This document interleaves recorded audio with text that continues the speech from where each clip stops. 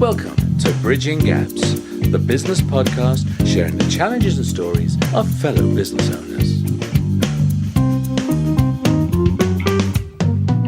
Hello, I'm Deborah Levitt, your host for Bridging Gaps, the business podcast. This week, I'm in conversation with Rhiannon Ford, the award-winning owner of Rhiannon Ford Divorce Consultancy. Rhiannon and I talk about her business, the impact of divorce, how she defined her business model, and managing her own well-being whilst running a business. Please join me in welcoming Rhiannon to the show. Hi, Rhiannon. How are you? Hi, Deborah. I'm fine, thank you. I'm really pleased that you were able to join me today, so thank you very much. Thank you for inviting me. You're very welcome. Rhiannon, as I mentioned, obviously in the company name, it kind of gives it away that you're a divorce consultant. Do you want to just share with us what it is that, a divorce consultant does? Well, I created the business model from scratch. So I can only tell you what I do as a divorce consultant. So my aim is to support and guide people through divorce and separation. So people come to me at all different stages of the divorce and separation process. And I recognized that there was additional support outside what was available from solicitors that people could benefit from when they're going through a challenging time in their lives. So I sort of created this service, which is sort of building, and I'm adding bits and pieces to it all the time. And in a couple of weeks, I'll be coming up to my 8-year anniversary, which is quite exciting. Very exciting. So what led you to realize that there was this, I guess, gap where people did need the extra support? I was previously a family law solicitor. So my background is that I was a divorce lawyer. And it was when my parents actually, so it's a very personal reason, my parents went through divorce after a 35-year marriage when I was practicing as a solicitor. And I was able to, my mum particularly needed some support, and I was able to find her a family law solicitor. But I really recognised that there was so much more help and support and guidance that she needed at that time that actually wasn't readily available in the marketplace for me to direct her to. So I ended up providing it myself.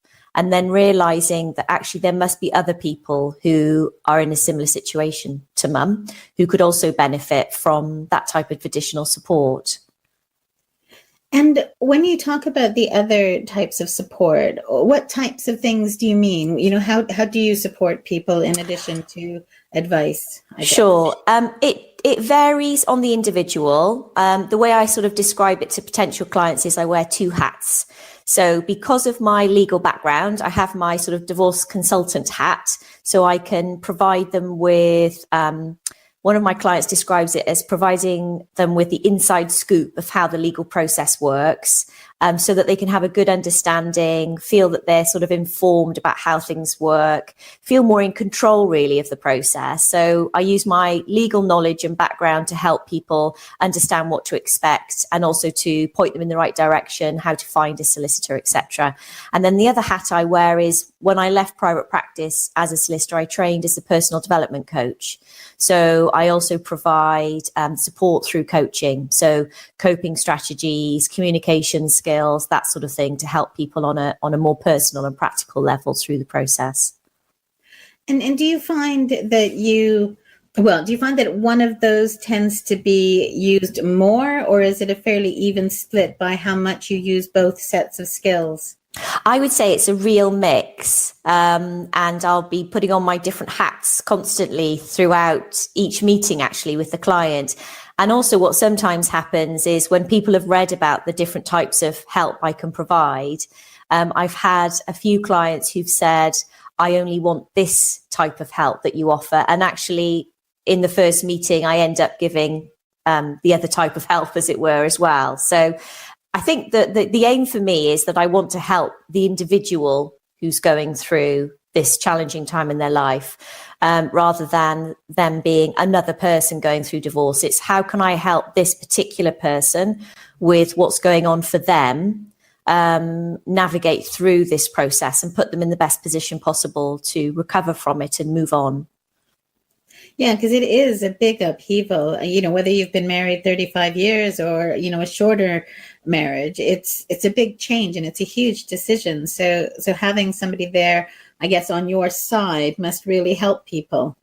Sure. And I would say probably the majority of my clients come to me at what I would call the very early stages. So the majority of people, when I first start working with them, are either considering divorce. So some people are still together. I only work with one of the couple. So they might want to talk through with somebody independent of friends or family. So it's confidential, their concerns and what they should be thinking about.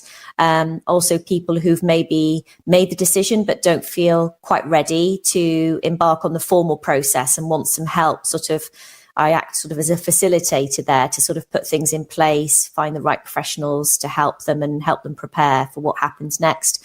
Or I also work with clients where the decision's been made for them. So it's their spouse that wants to move ahead with a separation or divorce, and they're finding it quite difficult and want some additional support to manage what's going on. If somebody is thinking about divorce, do you find that if they come to you that they feel like they've taken a step towards it, or that they have just opened up a door to discuss to see if it is the right thing and where they want to go? So you know how sometimes you've almost made a decision, but you don't really want to acknowledge it? I think I probably get a mixture of people, and normally they're quite clear what they want to meet me for. And also I always ask them at the beginning of the meeting, what would you like? What do you want the outcome of this meeting to be? So I'm very clear what they're wanting to achieve. And I'm also make it very clear that I'm not all about trying to support them in any one particular decision. So even though my background was I was a divorce solicitor, I'm not wanting to sort of encourage people by any stretch of the imagination to take divorce proceedings. And I have had clients over the last few years who have reconciled. So they've wanted to talk it through. They want to find out. So I'm not a marriage guidance counsellor, so I'm not a therapist. So when the people come to me rather than the therapist, they want to talk through what would happen if I made the decision, ... sort of thing. And so we talk in sort of hypothetical terms, and it's very much left for them to leave the meeting with the information they needed for them to have a think about it, and obviously come back to me if they want any more additional help on top of that. So at that stage, it's almost an information source from somebody who, as you say, is neutral, who can has the knowledge to be able to talk about what's going to happen, but yeah, committing in any way, sense or form, not even to you, actually. They're just, I can come have this one meeting, think about it some more and decide what I want to do. Absolutely. I would say the first meeting in whatever position anybody's in is normally a fact-finding exercise for them. And hopefully to help them get some clarity about their thinking and how they feel about things. Yeah, because it's an emotional time, isn't it? And what about the children? I know obviously not every divorce is going to include children, but do people talk to you about their children and the impact on their family as well? Or are they focused on the more immediate split, I guess? Very much so. I think for people that have children, that's normally their biggest concern. And often people don't want to take divorce proceedings, however unhappy they are, because they want to keep the family unit intact for the sake of the children. I often get asked my opinion on what I think the impact might be, which is very difficult, obviously, to advise on. But I do talk a lot about children. And in actual fact, the solicitors do help with the children issues, but not as much as they would necessarily with regards to finances or the procedural part of getting divorced or separated. So I actually do work quite a lot with my clients about things such as how to tell the children and discussing with them how to approach creating a parenting plan, how best to communicate with their ex on children arrangements, that sort of thing. So I do work actually quite a lot with the children in the family. Which is great because my parents divorced when I was 12, I think.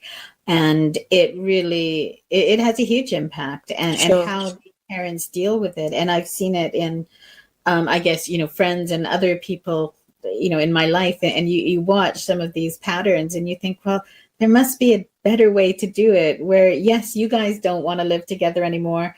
And actually, I firmly believe that if you're unhappy living together, you shouldn't continue being together, because that's just going to make it worse for the children. Sure. But equally, you're divorcing the person, not the child. Absolutely. And all the experts seem to say, so I do a lot of reading around the subject to help sort of give guidance on supporting children through divorce and separation. And what all the child psychologists seem to say is it's not that mum and dad are getting divorced that is likely to have the biggest impact on the children. It's how the parents actually approach and deal with the divorce. And as you say, they're divorcing their spouse. They're still always going to be a family and their parents, and they will need to create a productive co-working, co-parenting relationship to be able to continue to be parents after the separation and divorce. And I think this was something that you posted recently, Rhiannon. I'm sorry, I'm stumbling over your name, Rhiannon. That there was an article, and it was about somebody who had a child they weren't married, but they had I can't remember what they called it, a pre-parenting plan or something like that. So that they've kind of thought through all of the different aspects of, bringing up a child together, and were successfully parenting as two separate individuals. And I thought that was really interesting, and could see that potentially working in a marriage as well, if as part of your discussions were, well, let's agree some of these things, let's sort it out, let's hope we never have to use it.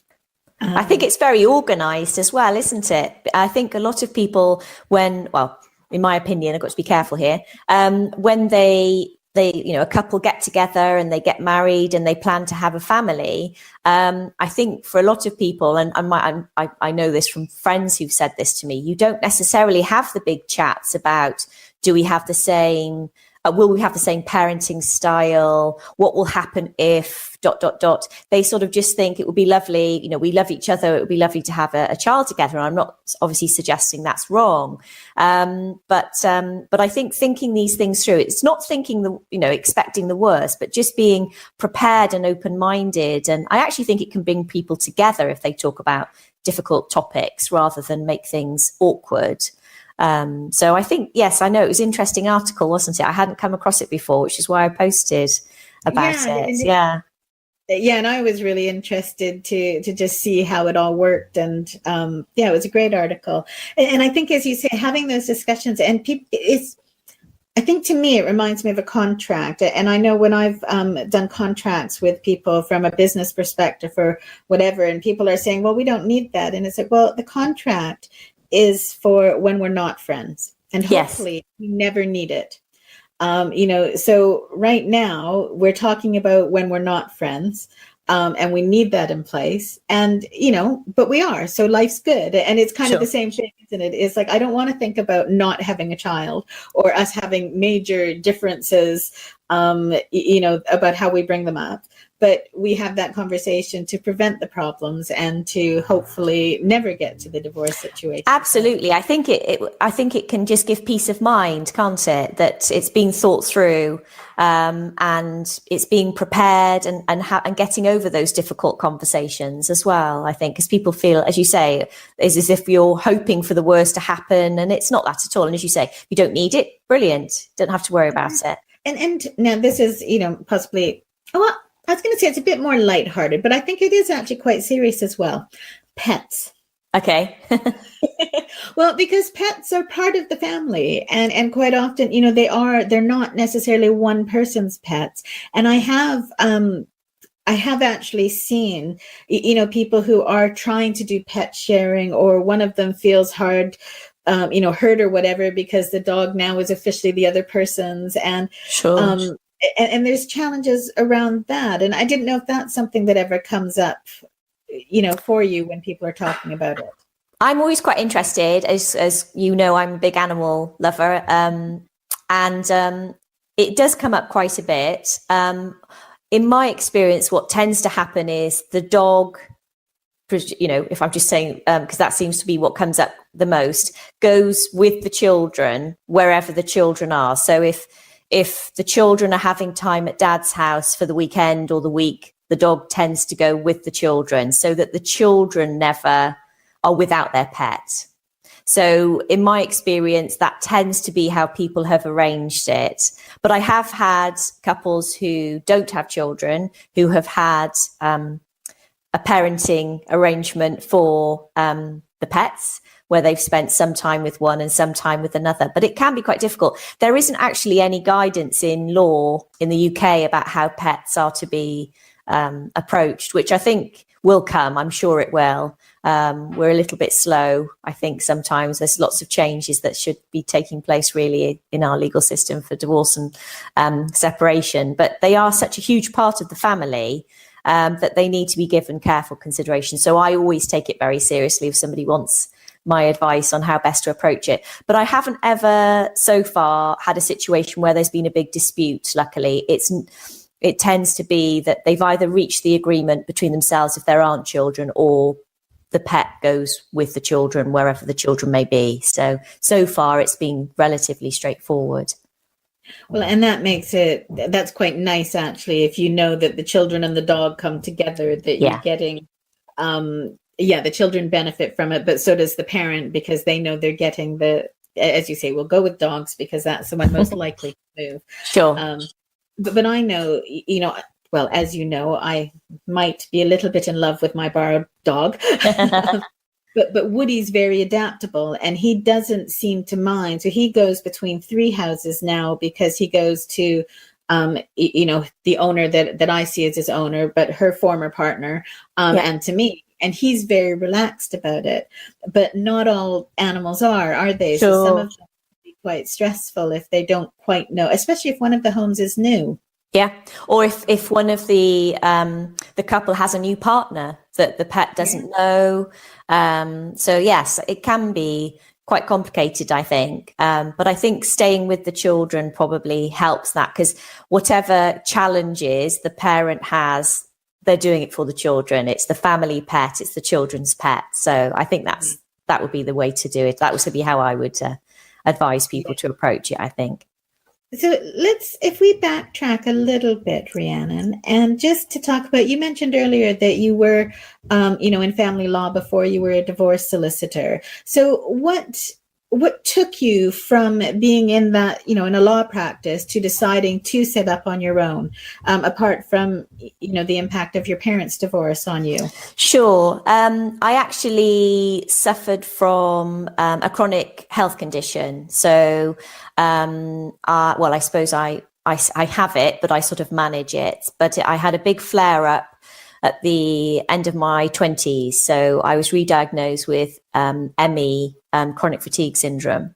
And so I was given no choice really, but to take an extended break from work. I think I'd always intended to go back, but actually while I was recovering, I was thinking through different options and had obviously a big realization of how important self-care was. I'd sort of worked myself into the ground really, and taken its toll on my health. Took quite a long time to recover. And so I decided actually I didn't want to go back into private practice, but still very much enjoyed family law work. And then as we've said already, with the experience of my parents and divorce and realizing that actually there was this gap in the marketplace for this additional help and support that I thought that people could benefit from. So it was very sort of personal reasons. So there's a reason my health, I think, brought me out of private practice. And had I maybe not had my flare up with my health condition, I may still be in private practice. I don't know. But having that time and space while I was recovering, thinking through mum and dad's situation and different options and self-care and protecting my health so I wasn't ill again. I think it sort of was accumulation of things really that made me think, well, actually, I'm going to work for myself and try and have this work-life balance that everybody talks about, which I haven't quite succeeded in achieving, but there we go. People I speak to aren't quite there. It's a work in progress.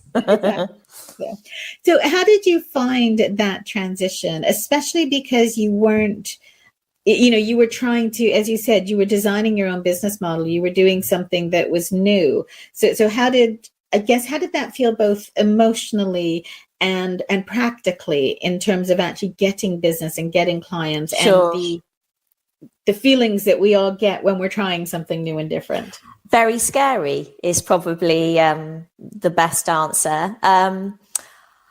I hadn't ever thought I was going to be self-employed and be a business owner. I'd wanted to be a lawyer since I was about 12. My father's a solicitor, or retired solicitor. And so I was never I was always a very cautious person. I liked security, an employed job, structure. I mean, I suited being a lawyer very well, really, in that sense. So it was a big gamble, really, to think, well, I'm going to start something, not only start my own business, but actually create a business model from scratch. People aren't going to know that this service exists, and how do I get clients? I really didn't know what I was doing, to be honest. I just decided at the beginning that I saw that there was a market for this type of work. Originally, in actual fact, it was going to be a hobby job. So it was going to be a part-time venture because I was very passionate about it. But I think it was a confidence thing. Didn't know whether it had legs or whether I was going to be a good business person, because it's not just doing the job, it's running the business, obviously, behind it. So I sort of started thinking, well, I might do something else as well. And actually, it just took off and I really enjoyed it. And it's just sort of built from there, really. And that's sort of the last 8 years. And I very much work full time. It's the polite way of putting it. I do quite silly hours. So it was just sort of something that it was a passion of mine that's actually turned into, a really sort of enjoyable business for me, which is great. Yeah, it's absolutely fantastic because, when you're doing something that you love and you get a lot out of, it doesn't feel like work. No. It feels so good, doesn't it? So what about so as you mentioned there's not just doing what you do in terms of providing the support to people, providing the coaching and the more practical, inside scoop, but there's all of those other business things that you have to do because there's nobody else to do them. How did you find those elements of running your own business? I think I was probably, I know I was very naive. And I just sort of felt my way a little bit, really. I don't think I realized all the different elements and how many hats you actually have to wear as a business owner. I started my business because I enjoyed the thought of doing the work. So it was a huge learning curve, and having to learn new skills but it still was enjoyable. And actually, it's an ongoing process. I don't think I'll ever feel, oh, gosh, yes, I've got it all sussed now. Because there's always new technology, there's always new ways of approaching things. So I used to go on sort of, I don't think they run them anymore, sort of the free government workshops in how to start your own business. And, it's really started very basic.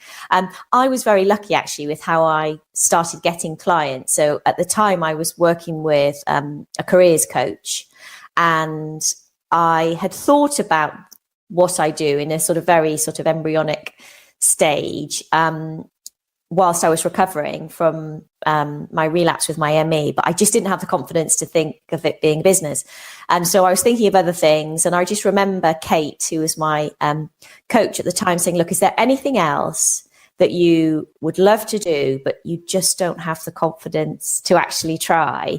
And she just caught me on a good day. So I was brave enough to say, well, I've got this idea and I've written these notes and I've put them in a file and they've been there for like 4 years and I've done nothing about it. And she was just very encouraging of it, as coaches should be, I suppose. But anyway, she just seemed to think, she just got what I was sort of describing. And the following week, she rang me to say, I found you your first client. Now, I hadn't actually decided at that point that I was launching the business. At that time, I was just sort of thinking it through. And it was a lady actually who had been recommended to see Kate. She'd actually been given a voucher by one of her friends for her birthday for some coaching. And when Kate met her, she discovered that actually this lady was going through a divorce and had been going through this divorce for quite some time and was really struggling with it. And actually what she needed was some practical hands-on help from somebody who knew the process and understood what her challenges were and could help her with the paperwork, and she could talk things through with. So she told this lady about me. And so Kate rang me saying, there's a lady ringing you tomorrow. She's your first client. I've just made up what you're charging.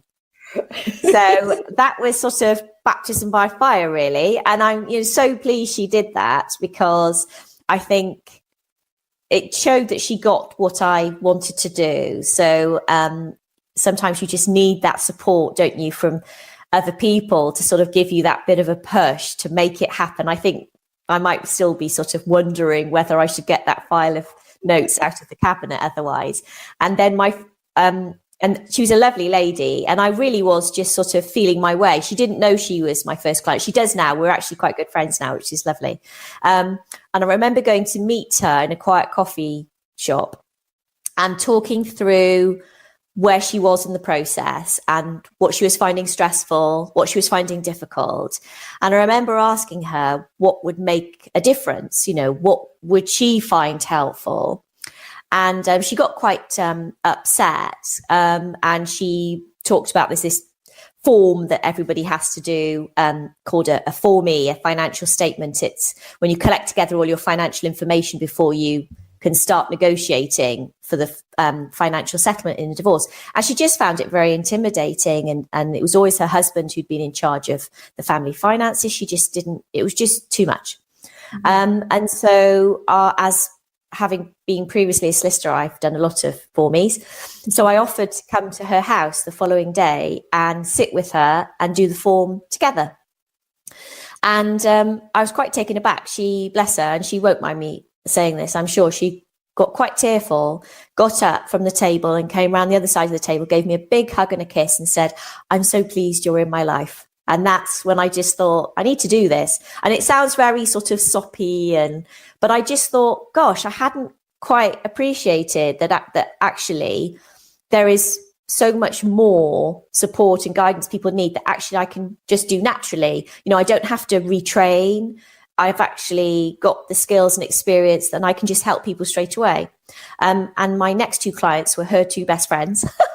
And then it just sort of went from there, really. So the way I run my business for the first few years was very much through word of mouth. So it's quite difficult to market, or I was finding it quite challenging to market divorce. It's people find it uncomfortable. They don't want to think they'll ever need it. So even going to sort of business networking events and you swap your business cards with people, a lot of people wouldn't take mine because they'd think their spouse might think, even though they had the, big chunk of them from everybody else, that. So that was probably my biggest challenge, was the marketing. So word of mouth, and now with being 8 years on, it's a lot of my referrals come from old clients. I work a lot with solicitors, and solicitors refer clients to me. And I do most of my marketing through social media platforms, because I find it sort of quite a private and more subtle way of people finding out about the services that I can provide, rather than a big advert in a magazine or something, which people might feel a bit uncomfortable looking at if somebody were to see and think, oh gosh, they're going through a divorce. Yeah, well, and it's a very personal thing. So, absolutely. And private. So you're not necessarily ready even to, possibly not even to acknowledge it completely to yourself. So having that, okay, well, I've read this, or actually she just posts interesting articles. So, it's kind of getting to know you before they can go, oh, actually, maybe I will just go and have a chat. Sure. And yeah, because I can understand that feeling of, oh, I don't really want to tell somebody I need this. So the gentler approach. So on the side of social media, I hope you don't mind me saying this, but I'm pretty sure that you were really uncomfortable with the idea of doing blogs. Would that be correct, Rhiannon? Wow. I tend to have quite a lot to say. So actually, I find blogging, it was quite strange when I first started it, and I got some great advice from a colleague who's running her own business, and she just said to write as if you were talking to your clients. And that was great advice. So I do quite a lot of blogging on different subjects for various reasons, really, to showcase what I do, but also to provide information. And a lot of, I would say probably the majority of my blogs are free tips and advice as well. So people can, as you've said, it's a very private time in somebody's life when they're going through or considering divorce and separation, and they can see those blogs on social media and jot down those tips or print out that blog with the advice without anybody needing to know about it. And my blogs are very client focused. So what I do when I write a blog is I have a particular client in mind, and I write to, well, it's a particular lady, I write to her when I'm writing my blogs. So it did take a while to get rid of all the legal jargon that I would use as a solicitor and actually communicate to the client, the person that would not know the legal jargon and doesn't need to necessarily know the legal jargon. And I try to cover sort of lots of different topics because lots of different things obviously can come up. So yes, I do quite a lot of blogging. No, which is absolutely fantastic because, as you say, starting off from not being sure about it or how to put it down or how to approach it to doing what you do now, I think is a really great transformation.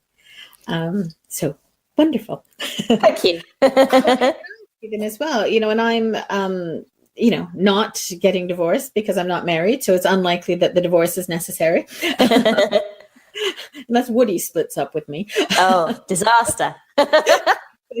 I'll be borrowing Max. By the way, Max is absolutely fine. Rhiannon's dog is called Max. Just in case anybody listening is wondering. And Woody is the dog I borrow.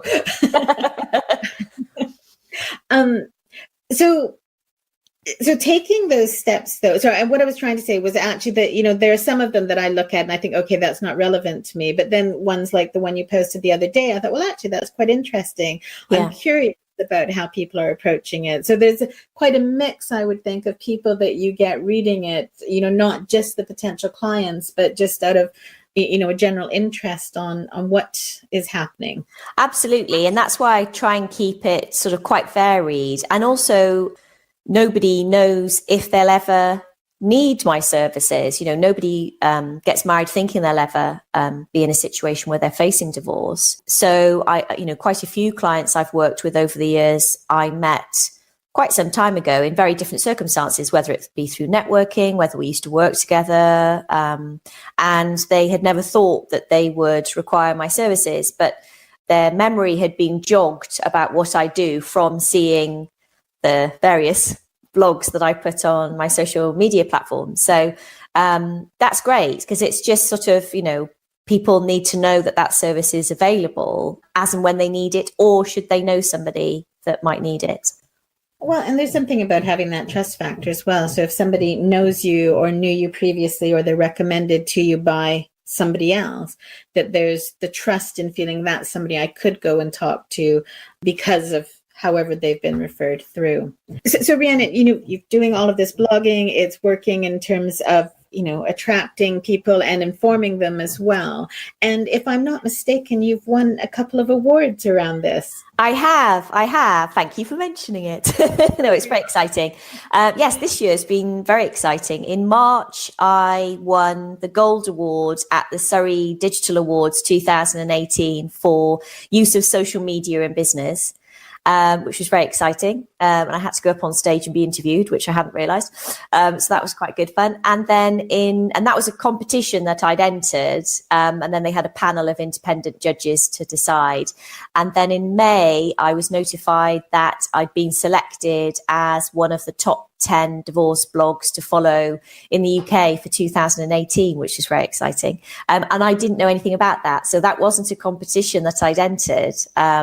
Big Brother was watching, and I was just sort of notified and given a lovely little badge to put on my website to prove that. So that was great, because I work quite hard. That is my main marketing sort of strategy, is using social media to sort of make sure that the message gets out there. But it has helped actually sort of for other professionals to remember what I do as well.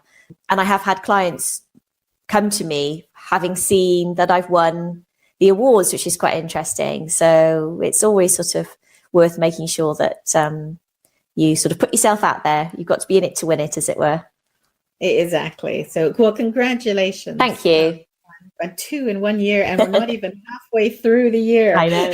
Exciting. When you go to, when you've developed your business model, so as you said before, it wasn't, it was something that you came up with and has evolved over time. Have you found that you have essentially created a market that other people are now jumping in on the act? Yes. So when I first started, I was calling myself a divorce coach. So I just finished my coaching training, and I was calling myself a divorce coach. And at the time, there wasn't anybody who seemed to be doing what I did. There were, when I did some research, because you sort of Google sort of obviously, well, who else is doing things, see your competitors and things. There were a couple of people that started coming up, calling themselves divorce coaches, but they were offering quite a different service to me. So I decided to change my branding to divorce consultancy, because I wanted, and I thought it was important to differentiate myself from the divorce coaches, because I did have a legal background and I was providing advice. I don't provide formal legal advice. I'm not insured as a solicitor. That's for the solicitors to do. That's absolutely fine. But I do, because of my background, I do provide support and guidance with the legal process. Whereas at that point, and obviously this is 8 years ago now, the people who I had found on the internet anyway, working as divorce coaches, tended to be ladies who perhaps had been through a difficult divorce themselves, who then wanted to help other ladies going through the same. So they were doing it obviously for good reasons, but my concern was that they didn't have the legal background, or possibly they might have been too emotionally attached to their own experience.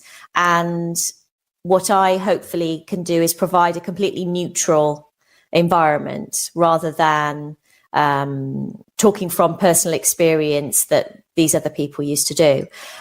Since I've started at my consultancy, and since it's been sort of building up, I have been approached over the years by various solicitors who have been looking at options about what else they could do if they were to leave private practice, and have either been solicitors who've been already working with me, or had heard about me, or seen me on social media, and wanted to find out how I'd created my business, which is really tricky to answer, because they're basically asking me for my business model.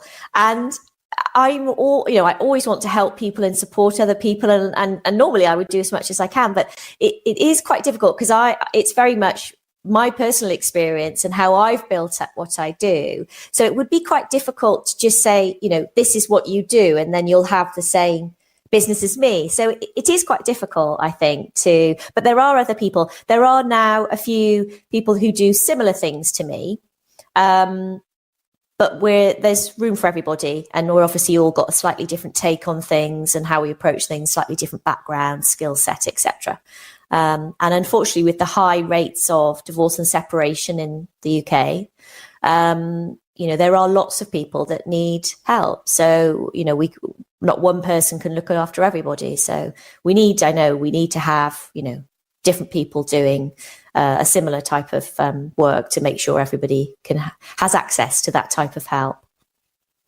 And it must be, though, in some ways, while it feels kind of, oh, you're asking me to give it away, but also in other ways, rewarding, because it's a compliment that they can see what you're doing, they can see that it's working, and that they want to emulate that. So it's, what is it they say? Flattery is the best form of, imitation is the best form of flattery. Yeah, it is. I mean, it's lovely. And also, I give too much away because I'm so passionate about what I do, and I get so excited about what I do that if people ask me direct questions, I'll just tell them. So, but yes, no, it's lovely that people, particularly other members of the legal profession, it's lovely because I do get asked by solicitors, why did you leave private practice? And some of them, you can sort of tell when they ask that some of them are thinking, because I'd like to get out as well. So can you help me with it? And then others are like, why would you ever want to do anything else? You know, it's an amazing job. So it's quite interesting. But I would say every solicitor I've met has asked me that question, why? And you can see them then thinking about how I answer that and, okay. So it's quite interesting. But no, you're right. It's lovely that people are recognising that it's a valuable service and want to do the same thing. Quite exciting, really. Yeah, exactly. Because as you say, there is so much more divorce and separation. And something I read about actually quite a while ago was that there's something about, because we now live so much longer, that in reality, you might have been married for 35 years, however many hundreds of years ago, but then you would have died. Yeah. Because that was our lifespan was pretty short. And that now that we're living so much longer, that there's almost, you could be married for 40 years and then potentially still be married for another 20 or 30 years, depending on your longevity. So have you noticed anything around that where there's, I guess, that golden or silver divorcee sort of thing? I know there's a term, I just can't remember it. Silver splitters or silver. Yes, it's not a very pleasant phrase. Or the other phrase, particularly that they use in America, is the grey divorces. Okay. Referring to people's grey hair because they're older generation. I would say actually that there is a growing number of people who are choosing to divorce later in life. And I think there's various reasons for that. As you've said, because we're living longer, for people to retire, or the empty nest syndrome of when, the youngest child goes off to university or wherever, it can have a big impact on people. So I think I've worked with a few people, sort of older couples who, once the youngest child has left home, they've suddenly realized that actually they don't really have much in common with their spouse, that they were very much centered around the children and the children's lives. And then the thought of, at age 50, oh gosh, I could live another 30, 40 years. Do I want to be with this person for that length of time? Because that's a lifetime in itself. And spending a lot of time together, because you're normally sort of nearing retirement. So it's sort of quite intense if you don't get on with them.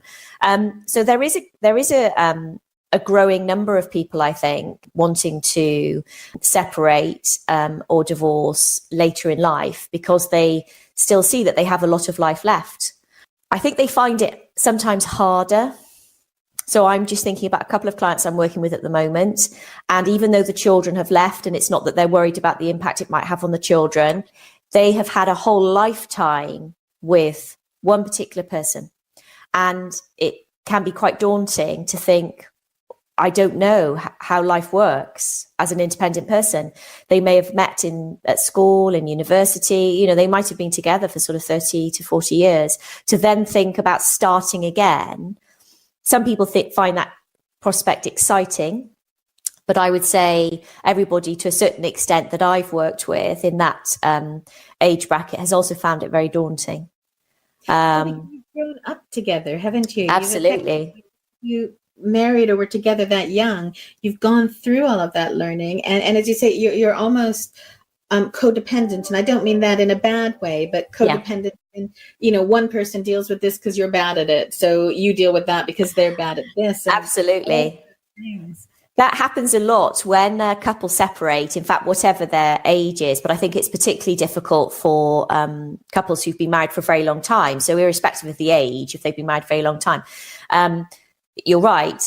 When people are in relationships, they tend to take on different roles within that relationship. I've got an old school friend who calls them pink jobs and blue jobs. Obviously, that's a little bit sexist. She can get away with that. She's a woman. But she has certain things that she has control over in the family. And then her husband has different jobs. And what I find is when a couple split up, the a lot of people worry about their lack of skills in one particular area. So I often hear from my clients, whatever age they are, oh, but my husband used to always be the one to do that, or my wife used to be the one that always used to do that. I don't know if I'm going to be able to do that. And I actually work with people post-divorce as well. So I'm working with two ladies at the moment where I'm helping them to realize that they can actually either learn new skills, delegate, or at least be more confident and become calmer about things that they don't know about, and not forgetting what they are still very good at. You know, that which their ex probably is thinking, gosh, well, I'm not very good at that. I think for the older couples, it's even harder because you've been, or the people in long-term relationships anyway, because you've been running that sort of relationship dynamic for a long period of time. So to then think at the age of 60, and I don't mean this to sound unkind to chaps, but I've got this case at the moment, I don't know how to use the microwave, or I don't know how to use the oven. I've been with my wife for however long. And likewise for ladies, I've got a lady client who's thinking, gosh, I've never had to manage my own money. I had my, debit cards or credit cards, but my husband used to do all of that, sort out our pensions. That's, very daunting. So there's quite a lot of adjustment and change when divorce takes place that actually a lot of people don't appreciate beforehand. And for friends and family as well, they don't realize that actually the person going through the divorce is going through a lot of different changes that they might need sort of a little bit of help and support with.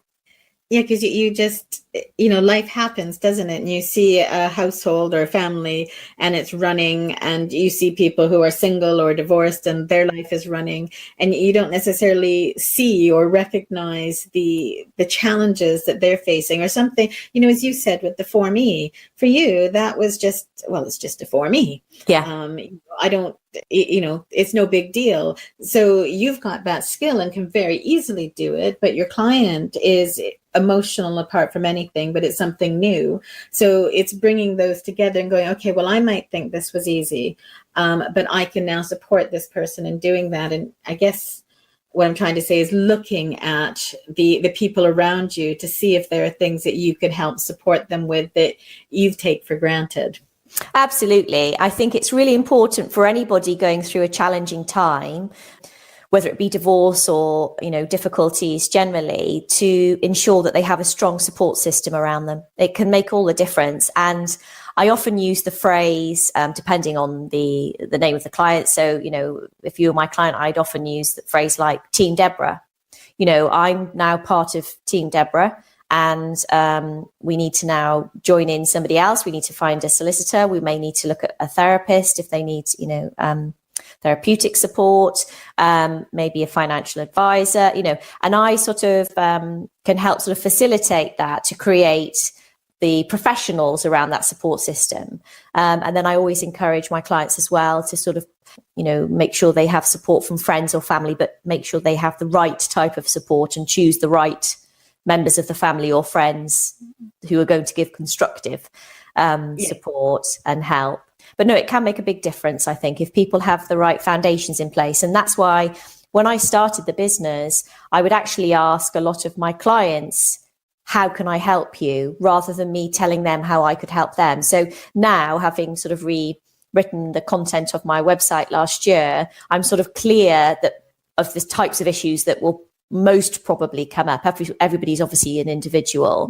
But in the early stages, I would go to meet a new client, or they'd ring me on the phone to find out what I did. And I would ask them what help they wanted. And I'm quite a yes person. So they'd say, would you help me with this? And I'd always want to say yes. And I do that with solicitors as well. So solicitors might call me and say, I've got, I don't know, Mrs. Jones, and she has this situation. Would you be able to help with? And then, so I'm always sort of adding to my repertoire, if you like, and knowing that actually if that person benefited from that, then that's worth me thinking about and working on to create a process or a system to help other people who might need that particular help as well. And I quite enjoy that. It's very sort of varied then what I do. I guess it keeps that challenge coming up for you as well, to be looking at what else you can deliver, what else is going to support people and help them further, but you're still having to learn yourself and delve into something new. Absolutely. And it keeps it interesting. And I'm a people person. I like working with people, and my aim is to make a positive difference to people, as big or as small as it may be. So I was in court this week, and we had a bit of a lull in the proceedings. We were in our meeting room, and we were chatting to the client, and she was worrying. She had quite a lot on her plate. The daughter's going to the prom and this, that, and the other. She was looking for a photographer. And I just thought, I know the perfect person. Not that I'm saying I've got the answer to everything, but actually I never know what's going to come up. And obviously that wasn't a particularly big issue for her. We were in court. We had other things going on. But anything that can take a little bit of pressure off or help people to feel supported or give them a little bit of guidance with whatever's going on in their life, I feel confident then helps them feel a bit calmer and hopefully more confident about the legal process. Because let's face it, life is complicated, and it's not just the legal process, the divorce that will be going on for them. They'll have children going through exams, they'll have elderly parents who are unwell. There could be all sorts of things going on at the same time. When one of my clients' window fell in, I mean, ridiculous, when she tried to open it the other week. It's dreadful. She wasn't hurt, but there could be any number of things. And it's making sure that if I don't know the answer or I don't know somebody, I will help them find that person. So we can sort of do some practical things to try and alleviate some of that additional unnecessary stress that's going on for them. Well, and I think sometimes something which somebody else finds really simple, and you might know logically in your head that it's really simple, but you just can't do it. And because of, whatever it is that's stopping you at this point, and having somebody else come along and say, do you know what? I know a photographer. Don't worry. I'll put them in touch. And they think, oh, well, I know Rhiannon, and I know she's not going to, connect me with somebody who's rubbish. Yeah. It just takes that pressure away, and you stop having to worry.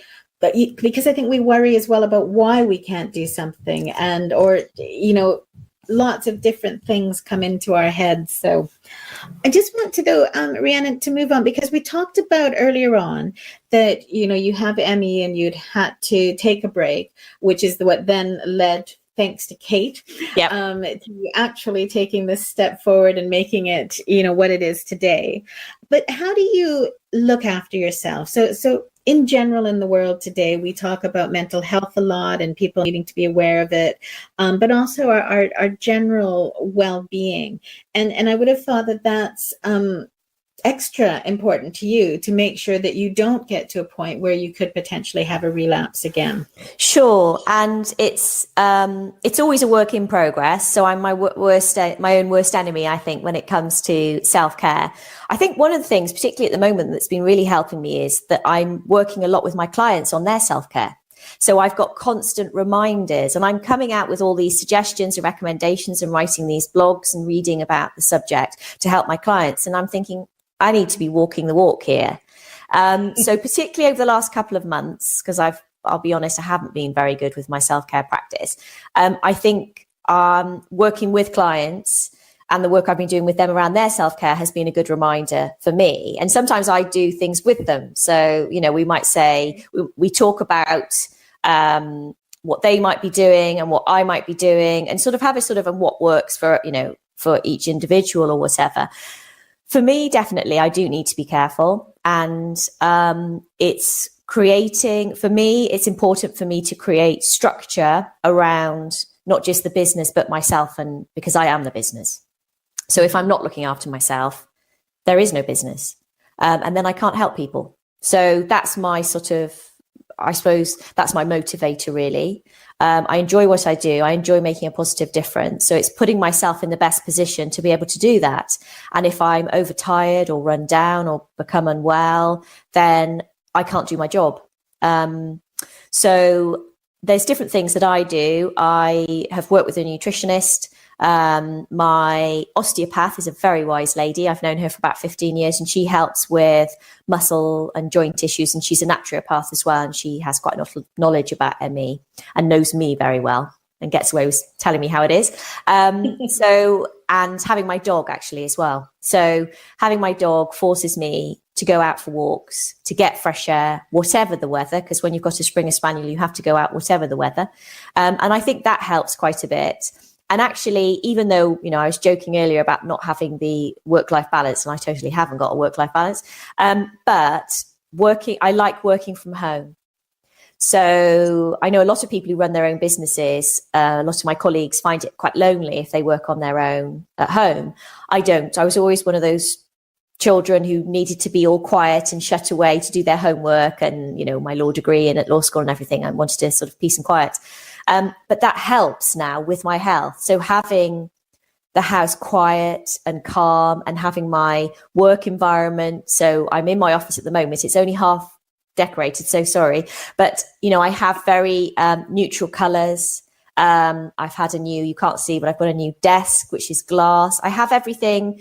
I try and create an environment to help me feel calm and relaxed, which helps with sort of physical and emotional energy. And then it's making sure I take breaks. So because I work from home, if I finish a meeting, I can take the dog for a walk and get that fresh air, and just to get out in nature and just to sort of have that break away from everything. I think self-care, because it's sort of the buzz phrase, isn't it, at the moment? And anyone reading my blogs is probably thinking, gosh, she doesn't shut up about it. But what I've realized doing quite a lot of reading around the subject for myself and my clients is that actually often we put a lot of pressure on ourselves to create a self-care practice. And yes, we do need self-care, but it actually can be the most simple of things. So often I'll say to a client, and what are you doing for yourself? What are you doing to look after yourself or whatever? And they sort of look at me, and one lady I remember rolled her eyes at me. She said, I just haven't got time. You've already because I give people homework on bits and pieces they have to do if we're in the legal process or whatever. I just don't have time. And actually, I'm just as bad, I'll have a rest when I've got time to rest and that's just bonkers, isn't it? We've got to come first. And, particularly for, busy business owners or busy parents or whatever it is, we all live busy lives. It's making sure that actually having time for ourselves in whatever we individually needs to take priority, not as an afterthought. So that was one thing that came up for me fairly recently as well. And also, I remember saying to one of my clients the other day, I think we need to talk about your self-care and what you could do to sort of be looking after yourself. And she sort of sat back in her chair. She said, I don't have time to go on a spa day. And it was just quite funny that she'd automatically thought self-care, spa day. And I sort of challenged her a little bit. And I said, well, it doesn't have to be a spa day, does it? I said, that'd be lovely. I mean, if you've got time and you want to do a spa day, fantastic. But it could be that you just take some time out from the ironing or the document I've given you to do and read some of your favorite book, or you have a nice bubble bath, or you have, a nice glass of wine or gin and tonic, whatever it is. Just any time. And it doesn't have to be for very long. It's just checking back in with ourselves to start prioritizing ourselves. And I think anybody going through a difficult time, they always come bottom of the list. So I always find that all my clients, just the thought of then thinking about themselves, they haven't got time, it's not important, I've got too much to do. And that the risk then is, of course, they could become unwell, or that emotional stress could sort of take its toll. So I think to answer, that's probably quite a long-winded answer, sorry, but to answer your question, I think actually what's helped me particularly at the moment is actually working with my clients on their self-care. And I'm actually thinking that sounds like a good idea. I think I'll do that myself. It is interesting, isn't it? When you're talking to people and you suddenly think, oh, hang on, I should be doing that. Yes, absolutely. But it's like I went down the other night because I knew I had Woody with me and I knew he needed to go out again. And I drove down to the river, and it was a beautiful evening. And in the end, what I did is I threw the ball for him for a bit, and then he laid down somewhere to chew on it because that's what he likes.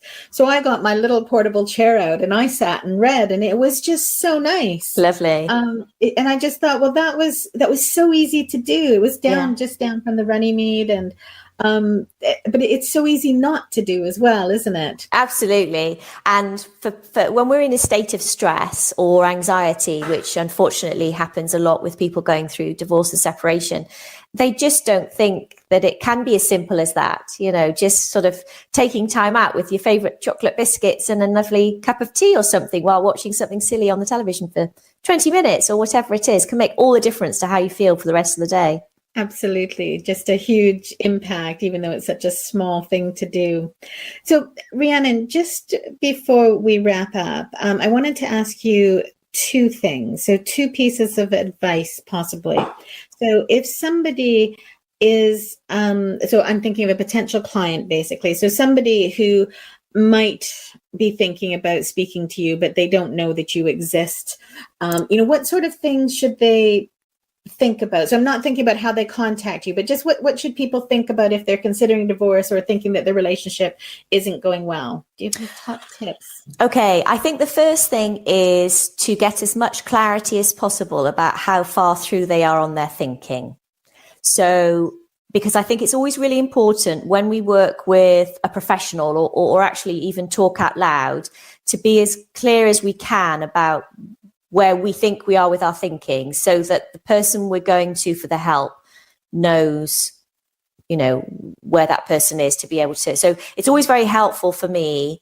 And I sometimes ask quite direct questions, as to whether they're in the thinking process or have they made a decision. And that's not me trying to tie them down into that, but just for me to have a bit of an idea of how steady to take things and what information they might need. So that can be quite helpful. So that can be quite difficult. So getting clarity in a difficult situation like that can be difficult. And what tends to happen is, people might think, what do I want to achieve? So they might know they're unhappy. How unhappy are they? And what do they want to do about that? So getting clear on that can be helpful as well. Do they want to investigate whether they could stay together, even though they want to get some answers about what would happen if they didn't? Mm-hmm. So the three, for anybody considering a divorce, there are sort of three topics really for them to think about. The first one, and these aren't in priority order, but the first one is the marriage. So if they're married, do they want to be unmarried, or are they not thinking about that at the present time?